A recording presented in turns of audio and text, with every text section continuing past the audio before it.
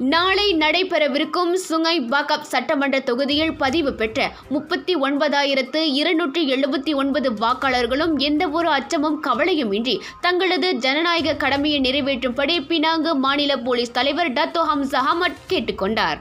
வாக்களிப்பு சுமூகமாக நடைபெறுவதற்கு தங்களது தரப்பு அனைத்து முன்னேற்பாடு நடவடிக்கைகளை எடுத்துள்ளதாக அவர் தெரிவித்தார். பொது ஒழுங்கை பராமரிப்பது, சீரான போக்குவரத்து மற்றும் வாக்கு சாவடி மையத்தை பாதுகாப்பது போன்ற நடவடிக்கைகளில் மொத்தம் 800 அதிகாரிகள் மற்றும் போலீசார் நாளை கடமையில் ஈடுபட உள்ளனர். எனவே சுங்கை பாக்கப்பில் பதிவு செய்யப்பட்ட வாக்காளர்கள் எந்தவிதமான கவலைகளும் பாதுகாப்பு குழப்பங்களும் இன்றி அமைதியான சூழலில் நாளை வாக்களிக்க செல்லும்படி ஹம்சா வலியுறுத்தினார். வாக்காளர்கள் தங்களது அடையாள அட்டையை வெளியில் உள்ள கட்சிகளிடம் ஒப்படைக்க வேண்டாம் என்று இன்று பிற்பகல் செபராங் பிரைசலாத்தன் மாவட்ட போலீஸ் தலைமையகத்தில் நடைபெற்ற செய்தியாளர் கூட்டத்தில் அவர் இவ்வாறு கேட்டுக்கொண்டார். நாளை வாக்களிக்கும் நாள் முழுவதும் தேர்தல் சட்டங்கள் மற்றும் ஒழுங்குமுறைகளை கடைபிடிக்க வேண்டும் என போட்டியிடும் அரசியல் கட்சிகளுக்கு அவர் அறைகூவல் விடுத்தார்.